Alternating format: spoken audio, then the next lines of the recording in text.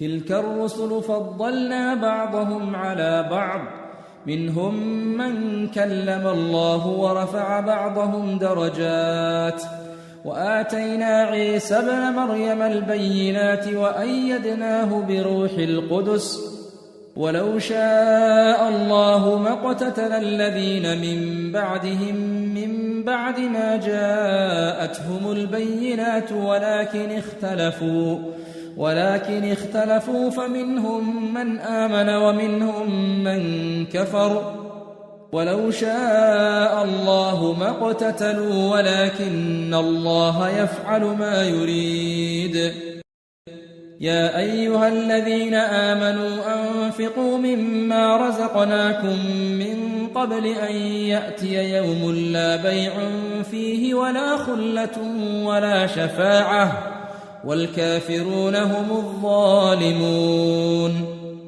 الله لا إله إلا هو الحي القيوم لا تأخذه سنة ولا نوم له ما في السماوات وما في الأرض من ذا الذي يشفع عنده إلا بإذنه يعلم ما بين أيديهم وما خلفهم ولا يحيطون بشيء من علمه إلا بما شاء وسع كرسيه السماوات والأرض ولا يؤوده حفظهما وهو العلي العظيم لا إكراه في الدين قد تبين الرشد من الغي فمن يكفر بالطاغوت ويؤمن بالله فقد استمسك بالعروة الوثقى لا انفصام لها والله سميع عليم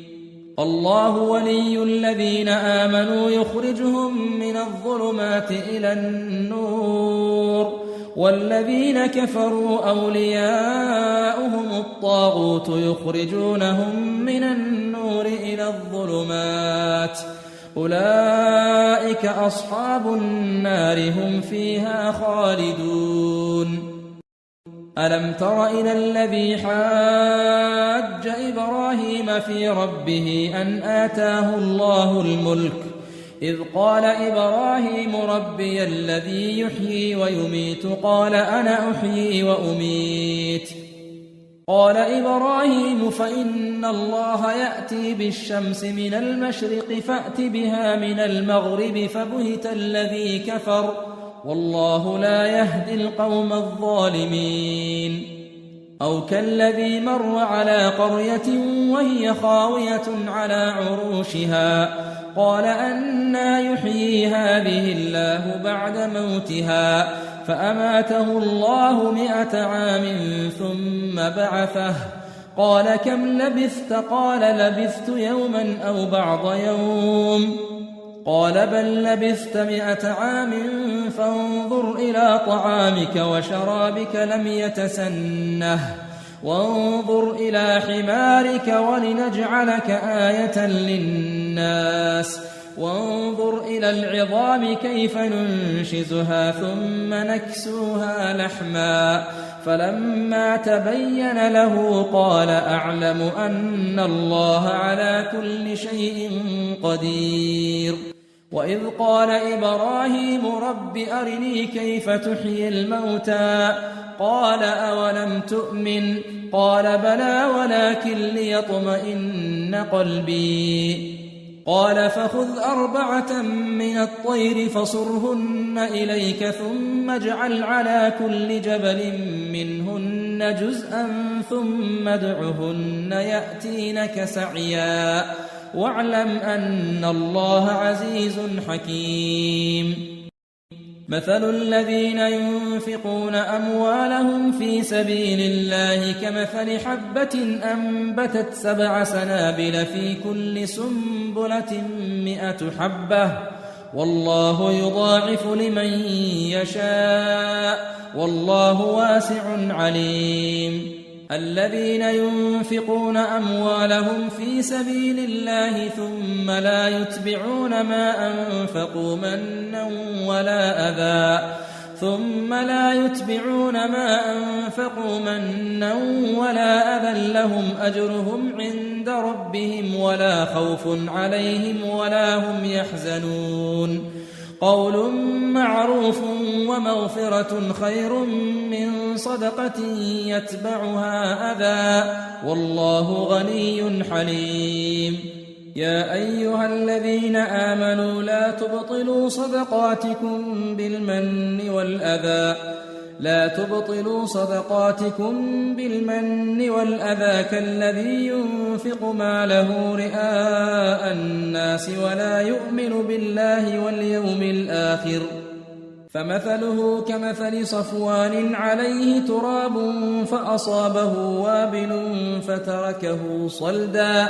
لا يقدرون على شيء مما كسبوا والله لا يهدي القوم الكافرين ومثل الذين ينفقون أموالهم ابتغاء مرضات الله وتثبيتا من أنفسهم كمثل جنة بربوة أصابها وابل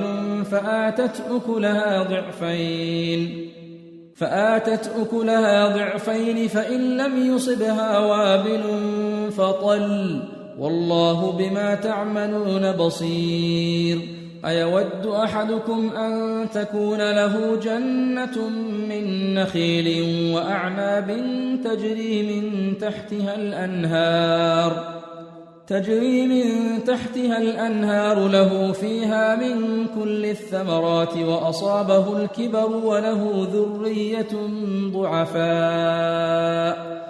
وله ذرية ضعفاء فأصابها إعصار فيه نار فاحترقت كذلك يبين الله لكم الآيات لعلكم تتفكرون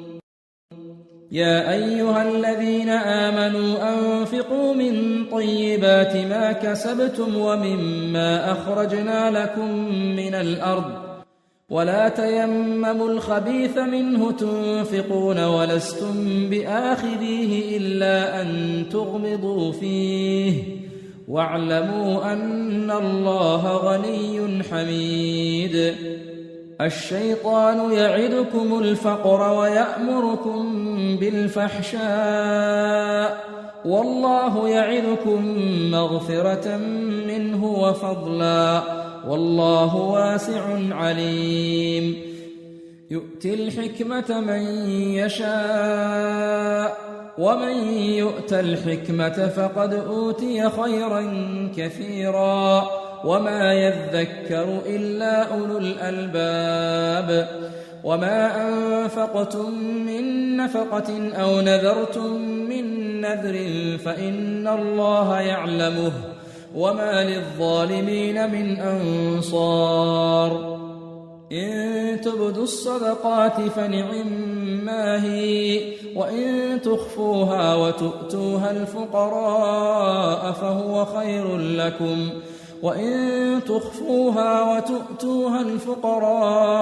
فهو خير لكم ويكفر عنكم من سيئاتكم والله بما تعملون خبير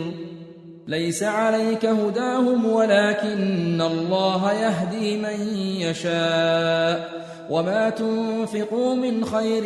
فلأنفسكم وما تنفقون إلا ابتغاء وجه الله وما تنفقوا من خير يوفى إليكم وأنتم لا تظلمون للفقراء الذين أحصروا في سبيل الله لا يستطيعون ضربا في الأرض يحسبهم الجاهل أغنياء من التعفف تعرفهم بسيماهم لا يسألون الناس إلحافا وما تنفقوا من خير فإن الله به عليم الذين ينفقون أموالهم بالليل والنهار سرا وعلانية فلهم فلهم أجرهم عند ربهم ولا خوف عليهم ولا هم يحزنون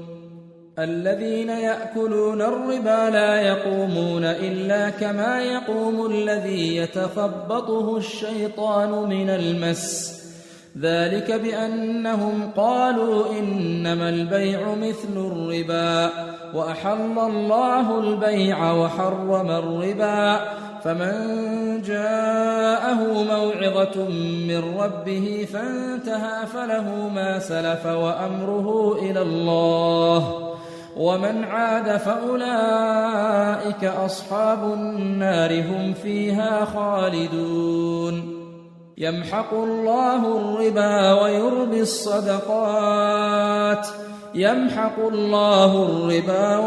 الصدقات والله لا يحب كل كفار أثيم إن الذين آمنوا وعملوا الصالحات وأقاموا الصلاة وآتوا الزكاة لهم أجرهم عند ربهم ولا خوف عليهم ولا هم يحزنون يا أيها الذين آمنوا اتقوا الله وذروا ما بقي من الربا إن كنتم مؤمنين فإن لم تفعلوا فأذنوا بحرب من الله ورسوله وإن تبتم فلكم رؤوس أموالكم لا تظلمون ولا تظلمون وإن كان ذو عسرة فنظرة إلى ميسرة وأن تصدقوا خير لكم إن كنتم تعلمون واتقوا يوما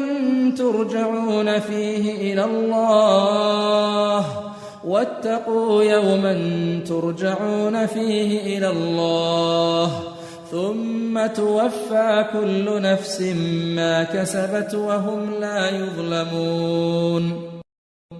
يا أيها الذين آمنوا إذا تداينتم بدين إلى أجل مسمى فاكتبوه وليكتب بينكم كاتب بالعدل ولا يأب كاتب أن يكتب كما علمه الله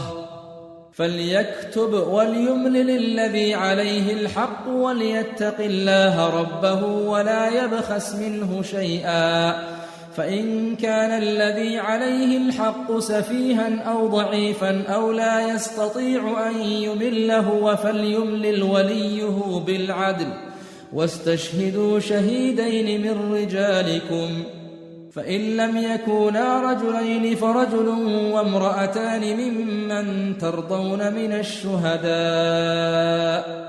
ممن ترضون من الشهداء أن تضل إحداهما فتذكر إحداهما الأخرى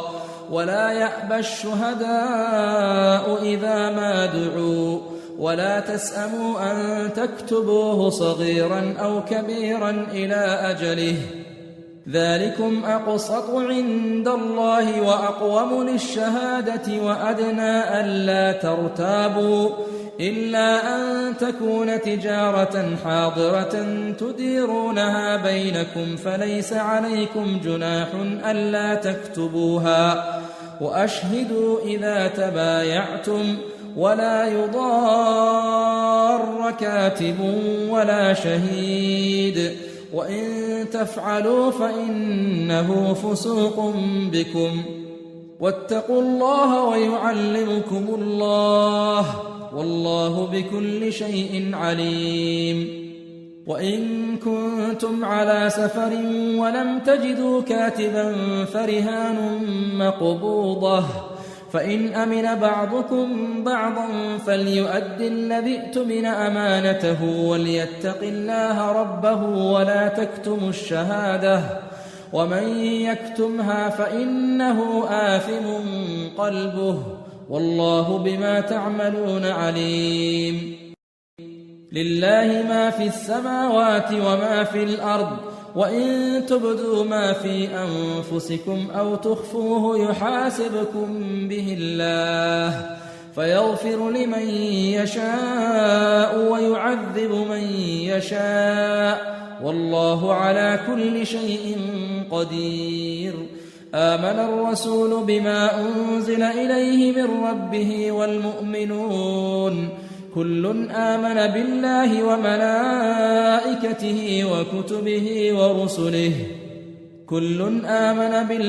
وملائكته وكتبه لا نفرق بين أحد من رسله وقالوا سمعنا وأطعنا غفرانك ربنا وإليك المصير. لا يكلف الله نفسا إلا وسعها لها ما كسبت وعليها ما اكتسبت. ربنا لا تؤاخذنا إن نسينا أو أخطأنا ربنا ولا تحمل علينا إصرا كما حملته على الذين من قبلنا ربنا ولا تحملنا ما لا طاقة لنا به واعف عنا واغفر لنا وارحمنا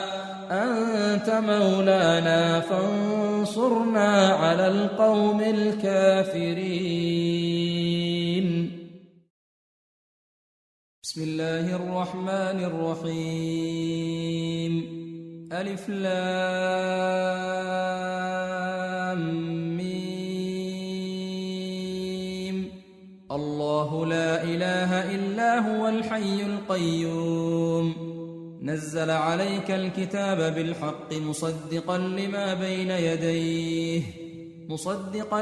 بين يديه وأنزل التوراة والإنجيل من قبل هدى للناس وأنزل الفرقان إن الذين كفروا بآيات الله لهم عذاب شديد والله عزيز ذو انتقام. إن الله لا يخفى عليه شيء في الأرض ولا في السماء هو الذي يصوركم في الأرحام كيف يشاء لا إله إلا هو العزيز الحكيم. هو الذي أنزل عليك الكتاب منه آيات محكمات هن أم الكتاب وأخر متشابهات فأما الذين في قلوبهم زيغ فيتبعون ما تشابه منه ابتغاء الفتنة وابتغاء تأويله وما يعلم تأويله إلا الله. والراسخون في العلم يقولون آمنا به كل من عند ربنا وما يذكر إلا أولو الألباب. ربنا لا تزغ قلوبنا بعد إذ هديتنا وهب لنا من لدنك رحمة إنك أنت الوهاب. ربنا إنك جامع الناس ليوم لا ريب فيه إن الله لا يخلف الميعاد. إن الذين كفروا لن تغني عنهم أموالهم ولا أولادهم من الله شيئا وأولئك هم وقود النار. كدأب آل فرعون والذين من قبلهم كذبوا بآياتنا فأخذهم الله بذنوبهم والله شديد العقاب. قل للذين كفروا ستغلبون وتحشرون إلى جهنم وبئس المهاد. قد كان لكم آية في فئتين التقتا فئة تقاتل في سبيل الله وأخرى كافرة يرونهم مثليهم رأي العين والله يؤيد بنصره من يشاء إن في ذلك لعبرة لأولي الأبصار. زين للناس حب الشهوات من النساء والبنين والقناطير المقنطرة من الذهب والفضة والخيل المسومة والأنعام والحرث ذلك متاع الحياة الدنيا والله عنده حسن المآب. قل أنبئكم بخير من ذلكم للذين اتقوا عند ربهم جنات تجري من تحتها الأنهار خالدين فيها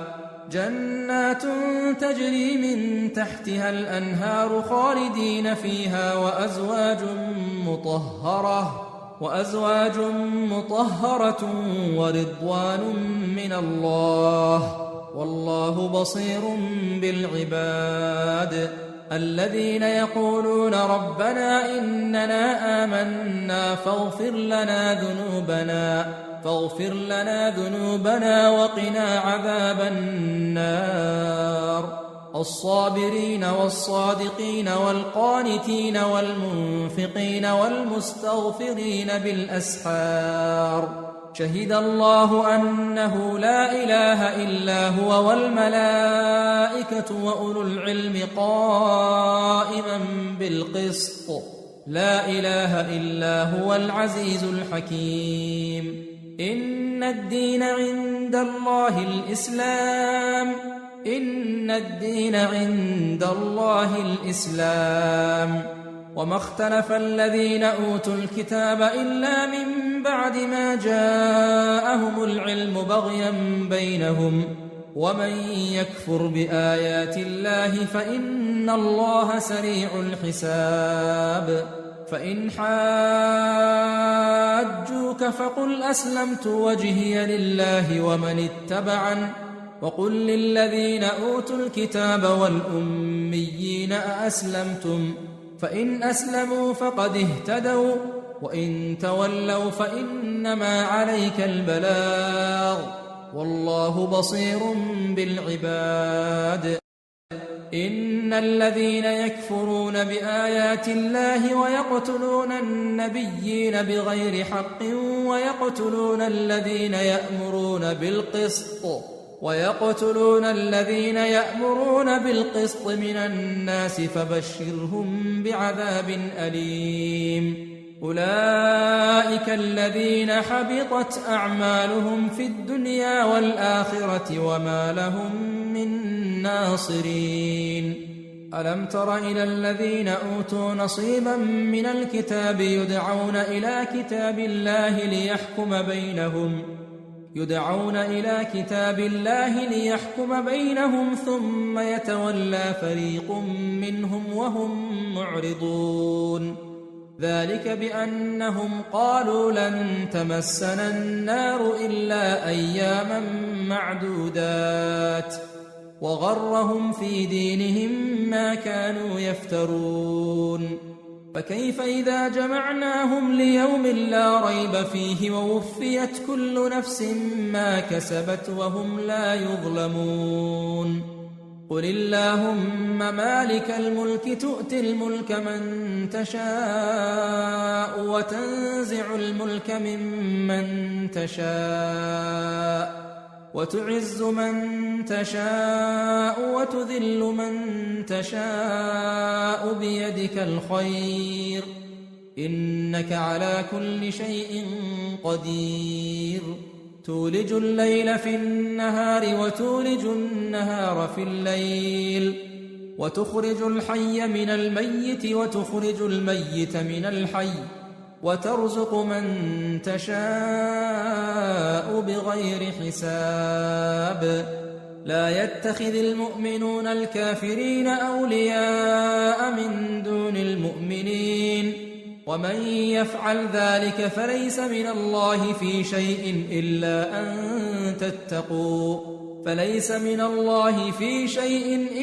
أن تتقوا منهم تقاه ويحذركم الله نفسه وإلى الله المصير قل إن تخفوا ما في صدوركم أو تبدوه يعلمه الله ويعلم ما في السماوات وما في الأرض والله على كل شيء قدير يوم تجد كل نفس ما عملت من خير محضرا وما عملت من سوء تود لو أن بينها وبينه أمدا بعيدا ويحذركم الله نفسه والله رءوف بالعباد. قل إن كنتم تحبون الله فاتبعوني يحببكم الله ويغفر لكم ذنوبكم والله غفور رحيم. قل أطيعوا الله والرسول فإن تولوا فإن الله لا يحب الكافرين. إن الله اصطفى آدم ونوحا وآل إبراهيم وآل عمران على العالمين ذرية بعضها من بعض والله سميع عليم. إذ قالت امرأة عمران رب إني نذرت لك ما في بطني محررا فتقبل مني إنك أنت السميع العليم. فلما وضعتها قالت رب إني وضعتها أنثى والله أعلم بما وضعت وليس الذكر كالأنثى وإني سميتها مريم وإني أعيذها بك وذريتها من الشيطان الرجيم. فتقبلها ربها بقبول حسن وأنبتها نباتا حسنا وكفلها زكريا. كلما دخل عليها زكريا المحراب وجد عندها رزقا قال يا مريم أنى لك هذا؟ قالت هو من عند الله إن الله يرزق من يشاء بغير حساب. هنالك دعا زكريا ربه قال رب هب لي من لدنك ذرية طيبة إنك سميع الدعاء. فنادته الملائكة وهو قائم يصلي في المحراب أن الله يبشرك بيحيى مصدقا بكلمة من الله وسيدا وحصورا ونبيا من الصالحين. قال رب أنى يكون لي غلام وقد بلغني الكبر وامرأتي عاقر؟ قال كذلك الله يفعل ما يشاء. قال رب اجعل لي آية. قال آيتك ألا تكلم الناس 3 أيام إلا رمزا واذكر ربك كثيرا وسبح بالعشي والإبكار. وإذ قالت الملائكة يا مريم إن الله اصطفاك وطهرك واصطفاك على نساء العالمين. يا مريم اقنتي لربك واسجدي واركعي مع الراكعين. ذلك من أنباء الغيب نوحيه إليك وما كنت لديهم إذ يلقون أقلامهم أيهم يكفل مريم وما كنت لديهم إذ يختصمون. إذ قالت الملائكة يا مريم إن الله يبشرك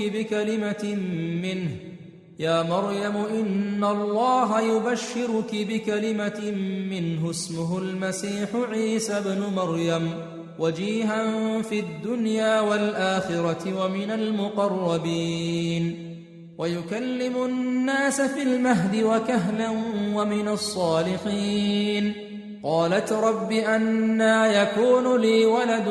ولم يمسسني بشر؟ قال كذلك الله يخلق ما يشاء إذا قضى أمرا فإنما يقول له كن فيكون. ويعلمه الكتاب والحكمة والتوراة والإنجيل ورسولا إلى بني إسرائيل أني قد جئتكم بآية من ربكم أني أخلق لكم من الطين كهيئة الطير فأنفخ فيه فيكون طيرا بإذن الله وأبرئ الأكمه والأبرص وأحيي الموتى بإذن الله وأنبئكم بما تأكلون وما تدخرون في بيوتكم إن في ذلك لآية لكم إن كنتم مؤمنين ومصدقا لما بين يدي من التوراة ولأحل لكم بعض الذي حرم عليكم وجئتكم بآية من ربكم فاتقوا الله وأطيعون إن الله ربي وربكم فاعبدوه هذا صراط مستقيم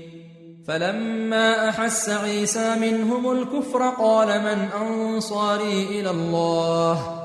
قال الحواريون نحن أنصار الله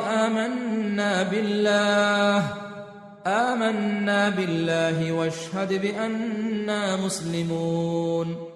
ربنا آمنا بما أنزلت واتبعنا الرسول فاكتبنا مع الشاهدين ومكروا ومكر الله والله خير الماكرين إذ قال الله يا عيسى إني متوفيك ورافعك إلي ومطهرك من الذين كفروا وجاعل الذين اتبعوك فوق الذين كفروا إلى يوم القيامة ثم إلي مرجعكم فأحكم بينكم فيما كنتم فيه تختلفون فأما الذين كفروا فأعذبهم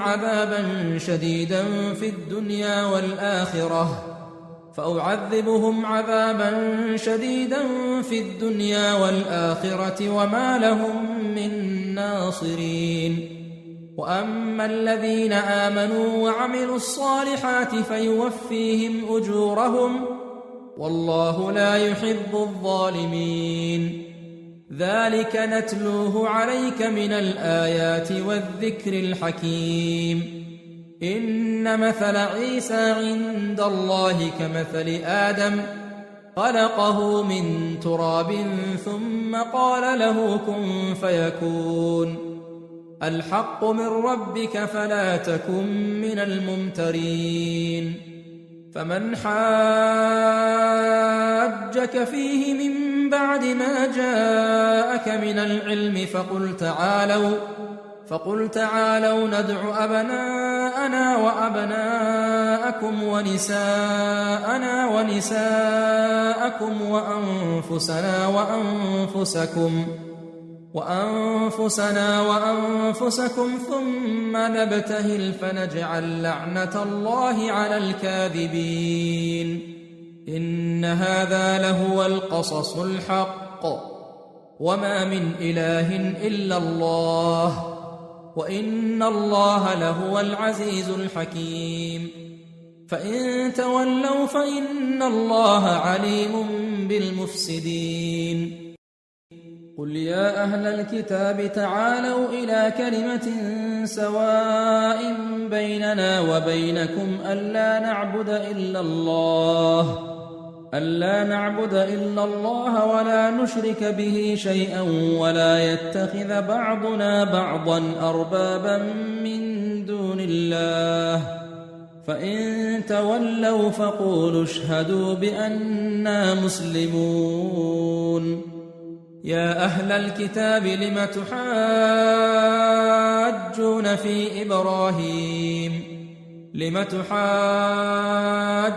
في إبراهيم وما أنزلت التوراة والإنجيل إلا من بعده أفلا تعقلون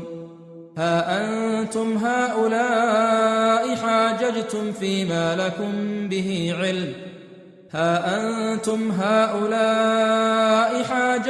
فيما لكم به علم فلم تحاجون فيما ليس لكم به علم والله يعلم وأنتم لا تعلمون ما كان إبراهيم يهوديا ولا نصرانيا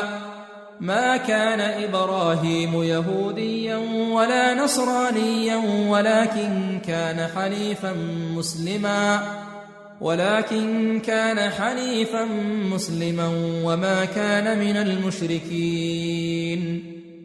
إن أولى الناس بإبراهيم للذين اتبعوه وهذا النبي والذين آمنوا والله ولي المؤمنين. ودت طائفة من أهل الكتاب لو يضلونكم وما يضلون إلا أنفسهم وما يشعرون. يا أهل الكتاب لم تكفرون بآيات الله وأنتم تشهدون. يا أهل الكتاب لم تلبسون الحق بالباطل وتكتمون الحق وأنتم تعلمون. وقالت طائفة من أهل الكتاب آمنوا بالذي أنزل على الذين آمنوا وجه النهار واكفروا آخره لعلهم يرجعون. ولا تؤمنوا إلا لمن تبع دينكم قل إن الهدى هدى الله أن يؤتى أحد مثل ما أوتيتم أو يحاجوكم عند ربكم قل إن الفضل بيد الله يؤتيه من يشاء والله واسع عليم. يختص برحمته من يشاء والله ذو الفضل العظيم. ومن أهل الكتاب من إن تأمنه بقنطار يؤده إليك ومنهم من إن تأمنه بدينار لا يؤده إليك إلا ما دمت عليه قائما ذلك بأنهم قالوا ليس علينا في الأميين سبيل ويقولون على الله الكذب وهم يعلمون.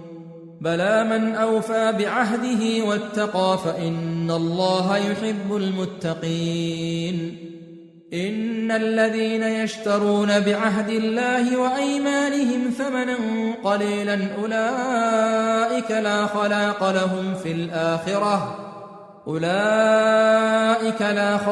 لهم في الآخرة ولا يكلمهم الله ولا ينظر إليهم يوم القيامة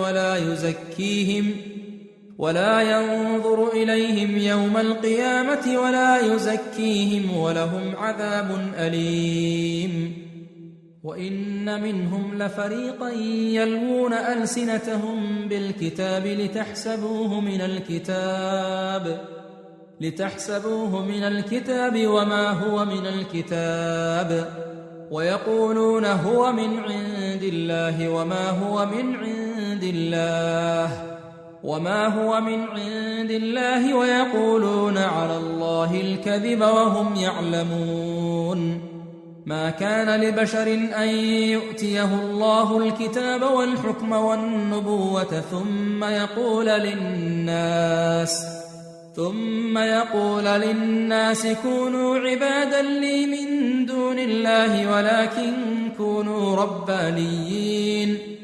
ولكن كونوا ربانيين بما كنتم تعلمون الكتاب وبما كنتم تدرسون. ولا يأمركم أن تتخذوا الملائكة والنبيين أربابا أيأمركم بالكفر بعد إذ أنتم مسلمون. وإذ أخذ الله ميثاق النبيين لما آتيتكم من كتاب وحكمة ثم جاءكم رسول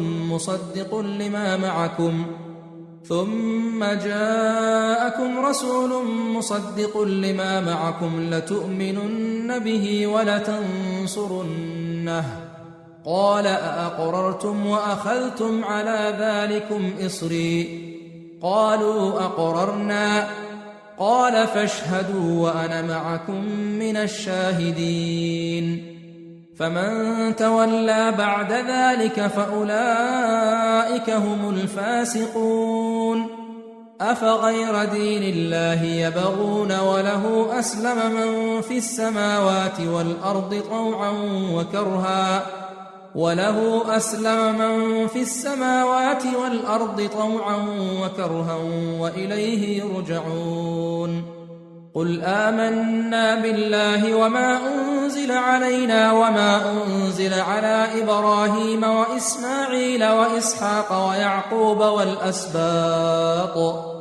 ويعقوب والأسباط وما أوتي موسى وعيسى والنبيون من ربهم لا نفرق بين أحد منهم ونحن له مسلمون ومن يبتغ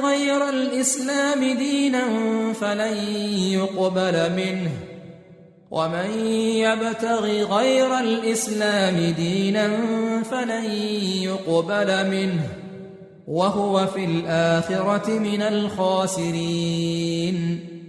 كيف يهدي الله قوما كفروا بعد إيمانهم وشهدوا أن الرسول حق وجاءهم البينات والله لا يهدي القوم الظالمين أولئك جزاؤهم أن عليهم لعنة الله والملائكة والناس أجمعين خالدين فيها لا يخفف عنهم العذاب ولا هم ينظرون إلا الذين تابوا من بعد ذلك وأصلحوا فإن الله غفور رحيم إن الذين كفروا بعد إيمانهم ثم ازدادوا كفرا لن تقبل توبتهم وأولئك هم الضالون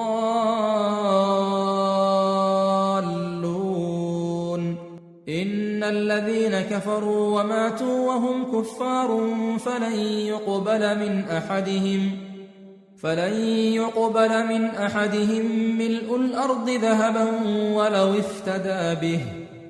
أولئك لهم عذاب أليم وما لهم من ناصرين